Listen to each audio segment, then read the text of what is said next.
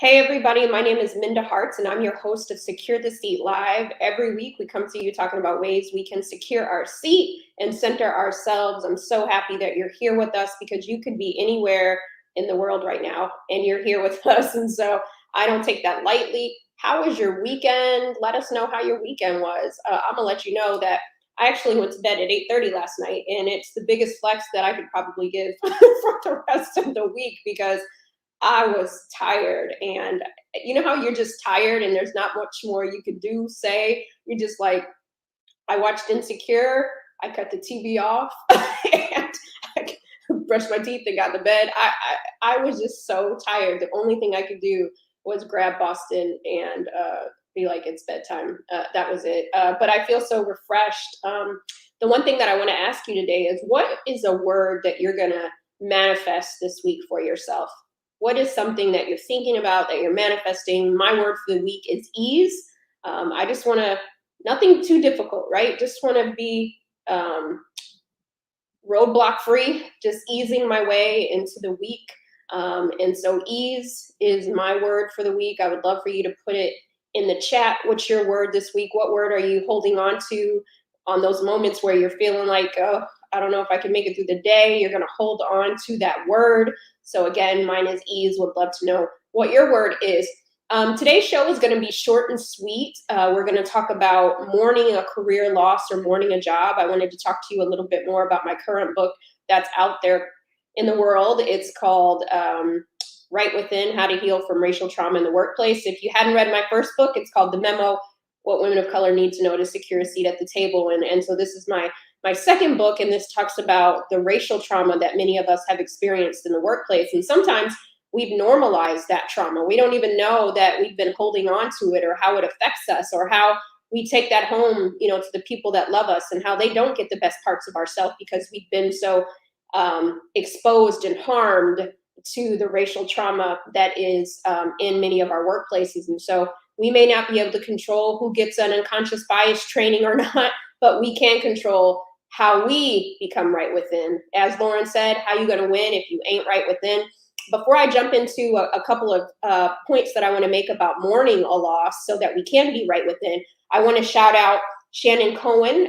She was a previous guest earlier this year on Secure the Seat Live, and she has a phenomenal greeting cards brand and swag. She does so many great things, and she sent me this sweatshirt, so cool. It says Unstoppable, and it has like some real fly like leather patches right here. And so I just want to thank Shannon for the way that she shows up in the world. And so we're going to be unstoppable, right? Unstoppable with ease. And so one of the things that I was thinking about when I was writing Right Within was the mourning phase, right? Because I tell a story of when I left a very toxic, very racially toxic environment, and I never gave myself time to grieve. I never gave myself time to mourn a dream role that I had. What do we do sometimes? We just find the next job, we throw that trauma in the bag, and we move on to the next thing, right? Never giving ourselves time to actually think about it, process it, grieve it, right? Sometimes as Black and brown women, we just normalize that's how it is for us, and we just keep it moving, right? We wipe it up, we keep it moving, and we pretend that maybe it didn't hurt, right? And I realized that I never processed my dream deferred, right? Many of us started a role that we were so excited about, and then due to things beyond our control, we have to leave. And we never sometimes process how that made us feel. Doesn't mean that you have to hold on to it or be resentful or any of those sorts of things, but in order to become right within, we have to have our grieving process. We have to mourn that. And that was something that I realized that I never gave myself time to do in many cases. I just said, oh, well, that didn't work out, moving right along, right? And just like any relationship, when you move on too fast and you don't give yourself that time to heal, you're going to bring some of that baggage into the next relationship. We're talking about the workplace, right? The workplace is just like any other relationship that we engage in, right? I laugh a little bit when I was writing Right Within because I talked about if I were in if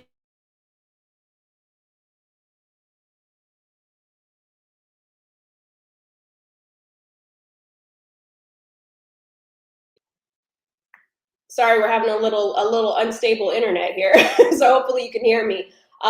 Mike, behind the scenes, you stay on deck just in case that happens again. But the one thing that I was saying is that when I was in that relationship, that toxic workplace relationship, I never gave myself that time to grieve. I just took my pain and I moved on to the next thing. And so even if some of those traits were not at the next workplace, it still felt like it because I never gave myself that time to heal, never gave myself that time to mourn. And so it's so important we do that. You know, in certain relationships, when we've been in something for a long period of time, we typically say, you know what, let me chill for a minute, right? Maybe I don't just hop into dating right away, right? Like I need some time with myself, right? And some of that we have to give ourselves that time so that we can be better for our next workplace, so we can be better for the next relationship. And so it's very important, it's critical really, that we use that time to heal. And so I want to read a passage from Right Within that kind of talks about this concept of mourning and grieving. And I would love to hear your thoughts in the chat. Again, I'm so glad that you're all here. I'm reading from a chapter called You Are Not Alone, because sometimes when we're in these situations, we feel like we are alone, right? That we're suffering in silence. So I want to read a little something to you. And this part is called Mourning versus Grieving. Another common theme I found in the conversations I've had with other women of color is the mourning and grieving process related to the loss of a career or job, especially when we have worked so hard to secure, only to leave or walk away due to racism or another form of discrimination. According to the dictionary, grief is defined as deep or poignant stress caused by or as if by bereavement. And mourning is defined as a period of time during which stages of grief are shown. Some might think grief and mourning are the same, but they are more like cousins. Grief is the internal emotion we feel from a loss, and mourning is the external emotion we might exhibit due to the loss. For example, Elizabeth Kubler-Ross identified the 5 stages of grief. Those stages are denial, anger, bargaining.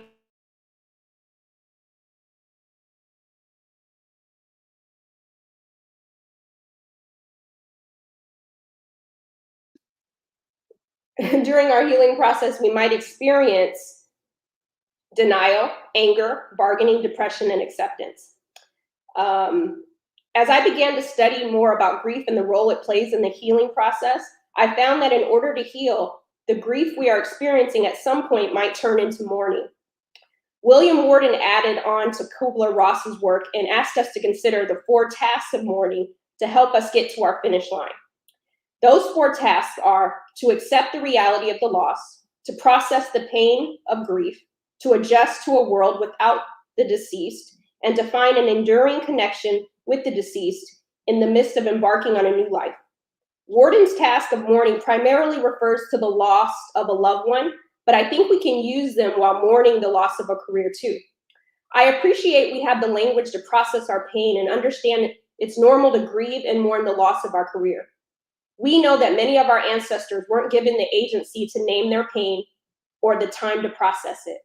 And I would like to build upon the frameworks of Kubler-Ross and Worden because those ideas are important as we investigate and interrogate any grief and mourning that might occur after a career or job loss. Even though the frameworks are built around the concept of processing a loss of a loved one, we have to find ways to process the loss of a career too. They are both painful experiences. Currently, you might be going through a situation in the workplace and feel isolated and alone. You might even start a line of questioning around, why did this happen to me? What did I do to deserve this treatment? Those are questions that I used to ask myself. But I had to remind myself, I didn't create racism, and it's not my job to keep racism alive, externally or internally. Let me say that again. I didn't create racism, and it's not my job to keep racism alive, externally or internally. I want to remind you that it's not your job either. It's a normal feeling to experience and process the loss of a career deferred. I hope you can finally stop blaming yourself for the actions of others and permit yourself to shift into mourning a loss caused by systemic racism in the workplace. I would like to present you the 4 steps of mourning a career. This is something that I put into the book, and these are the 4 stages that I'd like you to consider. Accept it, number 1. Process it, number 2. adjust to it, number 3, and redefine it, number 4. Now, if you haven't bought Right Within, I'm not going to give you all of it right now because I want you to read it too. So Mike's going to drop the link in the chat. But think about those phases. As we start to process our grief or a loss, we've all probably experienced it to some degree. There were 4 stages that helped me process my losses. Accept it. There had to come a point in my career where I had to accept that this is no longer going to be my career journey. This job is not for me, as I once thought it might have been. I had to accept that, right? And sometimes that's very, very hard to process. The next part is I had to process it. I had to take time with myself and say, you know what? This did happen. It doesn't necessarily define me, but there is a process to my grief, right? I don't just have to throw this in my bag, move on, and throw it under the rug. I can accept it. I have to process it. We all have to go through our own process, just like any type of death, right? Death of a career, of a person, of a partner, whatever that might be, we have to process it.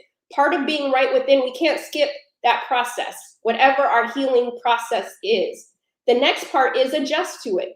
You know, it was interesting.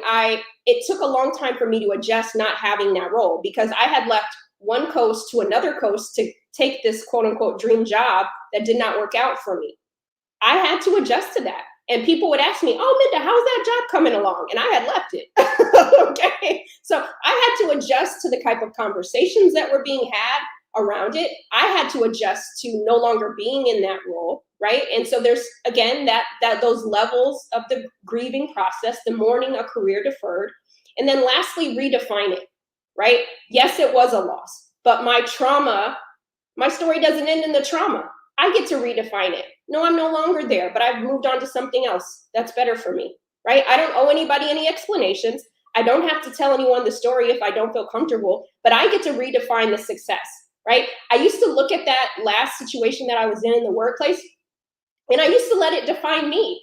I used to let that situation define me. And part of my healing process was redefining it, right? And, you know, I worked so hard for my seat at the table in that last environment. But what I realized was when I decided to go on my own journey, my own healing path, healing is not a one-time event, but a lifestyle. Once I started to understand my grieving, my mourning, processing it, moving ahead, redefining it, I was able to create the memo. I was able to create Right Within. I was able to take that trauma and turn it into a triumph. I'm no longer defined by that experience. I was able to redefine it. And I want to encourage you as you go into this week or as you think about past losses, you get the opportunity to redefine that loss. That loss doesn't define who you are. Doesn't mean that you're less than. Doesn't mean that you're not good enough. You are more than enough. And we get to redefine any of those experiences that have caused us to feel less than. And so I would encourage you to pick up a copy of Right Within because I talk even more in depth about that. But I wanted to let you know that it's okay to mourn that loss. In order for us to become right within, we have to acknowledge that it caused us pain in the first place. Again, healing is not a one-time event. It's a lifestyle. I commit each and every day to my healing journey because my healing matters. Your healing matters. Right? And we have to let other people know that our healing matters too, right? So whenever we feel like somebody's infringing upon our healing, we can redefine that. And so I want you to definitely hold on to it. Again, Mike's going to drop the link in the chat because I want you to, if you haven't gotten Right Within, or maybe you haven't gotten to that part in the book yet, it's there. But I realized that part of my healing, I had to mourn that loss. I tried to tell myself a story. Oh, it's fine. It's fine.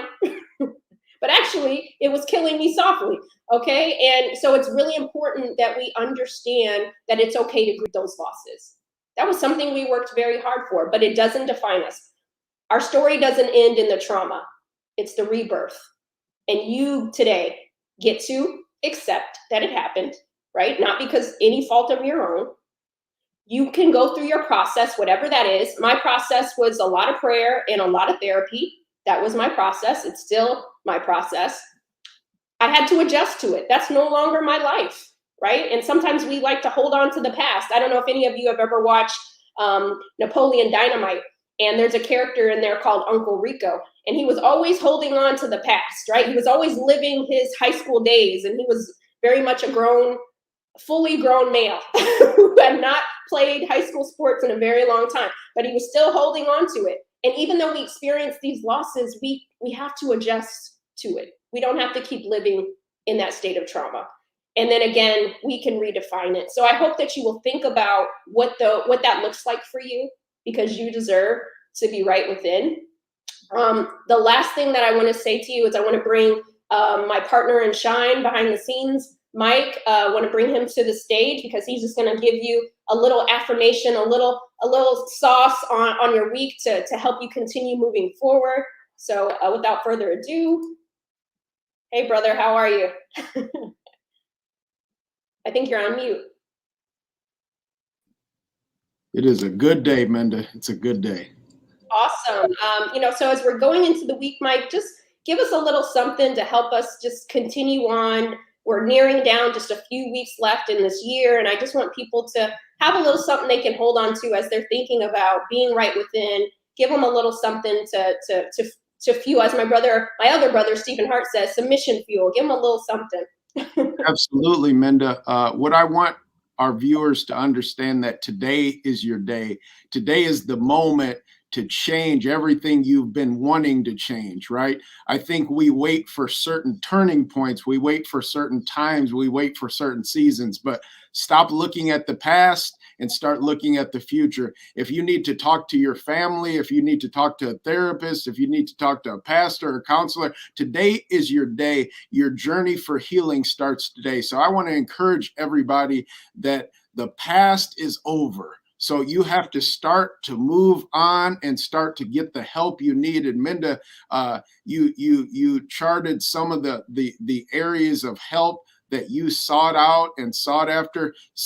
Sometimes our greatest weakness is raising our hand and saying we need help, right? We need something to change in our lives. So whatever you want to go after it today. Your dream, your calling, your season, it's today. Don't wait till tomorrow. Don't wait till next week. Today is your day. Let's get it. May this week be the best week of your life. And as always, get right within. Yes, wait a second. Tambourine. Yes. I came on to pass that collection plate. I hope you felt it. But thank you for that, Mike. Listen, don't delay your healing journey. Today is that day, right? We want you to be right within. As we think about, everybody writes out kind of their you might start writing your 2022 like resolutions or goals or vision board, whatever it is. But if healing isn't at the center of that, then you're not going to be able to enjoy anything that you have listed out for the next year. So I hope that you will prioritize your healing today, this week. When people are talking to you, bringing you stuff that doesn't resonate with you, then you vibrate higher, cut it off, don't let it in your psyche. But most importantly, today is your day for healing. Again, Lauren said, how you going to win if you ain't right within? You can have all the money, you can have all the shoes, you can have all the clothes, the handbags, you can have the best boyfriend, girlfriend on the earth. But if you're not right within, all of those things are going to constantly feel like you're never can enjoy them, right? And so I want you to be able to enjoy life, enjoy work, enjoy all the things that you say you want, but most importantly, that healing is so important. And if you need to process, again, accept it, process it, adjust to it, and redefine it. I have a whole chapter about that, but I want to make sure that you know that it's there. And just think about that this week. What does that look like for you? What does mourning a loss look like to you? And I think sometimes as Black and brown women, we don't give ourselves that space. We don't give ourselves that grace to be able to do that. And again, so I just want to thank each and every one of you for coming today, for joining us. If you missed a past episode, you can go to our YouTube page, Secure the Sea Live, put it in there, subscribe.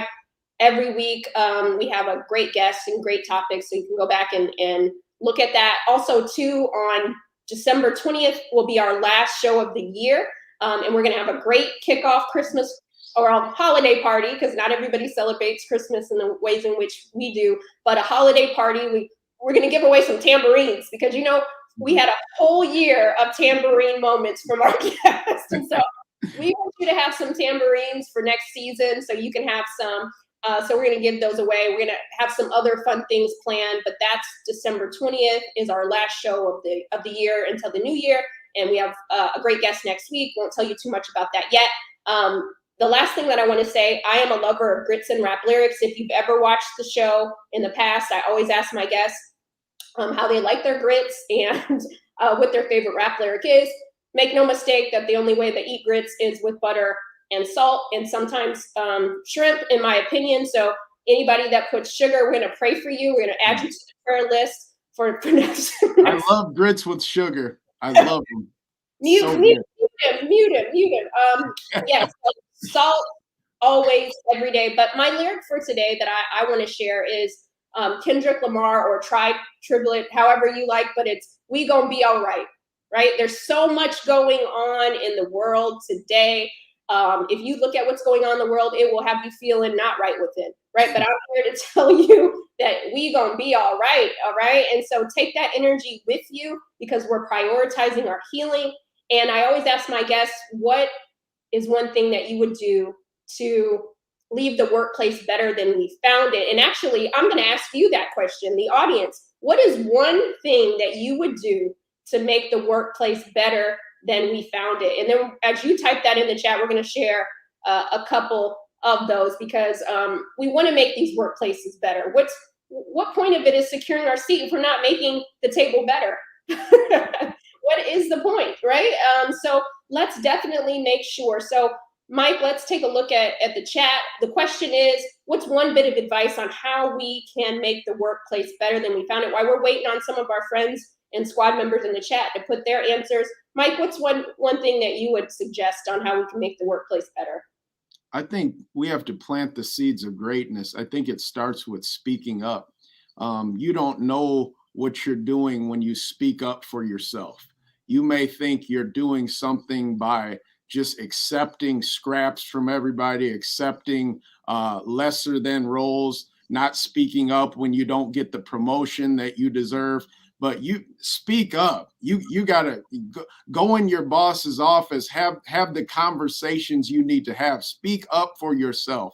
If they don't get it today, they may get it next week. That may be the wrong work environment for you. So I would encourage everybody to speak up, say your piece with respect, and go for it. Your calling and your dream and your season, it's today. It's not your best days are not behind you. It's today. So go after it and get it. This is your season. This is it. Yeah, people are throwing the rag to the stage. You're preaching today. For those who don't know, Michael is my youngest brother. I'm one of 3 kids, and even though I look the youngest of my siblings, I'm the oldest. At least I like to tell myself that. Yes. But what I will say is we have some great answers. I know that many of you are watching us primarily on LinkedIn, and we appreciate your support. We also have you on YouTube, Twitter, and Facebook. We want to shout you out to everybody. But we see that some of the advice that people given, be authentic, absolutely. Mentor and coach others. That's so important. Wow. We're talking about how to make the workplace better. Listen. I often talk about in my talks being a courageous listener. It takes a lot of courage. As Mike said, if you go into your manager's office or you go to another colleague who's been aggressing you or you're having some difficulty with or challenges or you see room for opportunity, it takes a lot of courage for you to go to that person and say what's on your heart. And so if somebody comes to you and has a concern or brings an idea to you, it takes just as much courage to listen. And I really want to hone in on that. I think it's important that we listen to each other. You don't have to agree all the time, but respect is hearing someone out before we make a judgment or we dismiss what they brought to us. It's listening, it's hearing people out. And so I would encourage you to be courageous, both when you bring your articulation to the table, but also when someone's bringing it to you. Let's be courageous listeners, because I think part of, and someone else said empathy, absolutely. And I think that's what we're missing is a lot of empathy. You know, we've been living in a pandemic for almost 2 years, and I see a lot of lack of empathy. I really thought that we'd emerge with more empathy and compassion, and it actually seems to be worse. So let's be the role models for the week. Let's take empathy into our Zoom rooms. Let's take it into the Google Hangouts. Let's take it to the WebEx. Let's take it to all the internet streets. Let's be more compassionate this week. But most importantly, let's center. Let's get right within. And again, thank you so much for joining us for another episode of Secure the Seed Live. We will see you next Monday at noon or 9, depending on what coast you're on. And so again, thank you so much. We're wishing you all a great week. When we started the show, we talked about what's the word we're taking in. So think about it. Think about your healing. Pass this message on to others. And we just thank you again. Have a great week.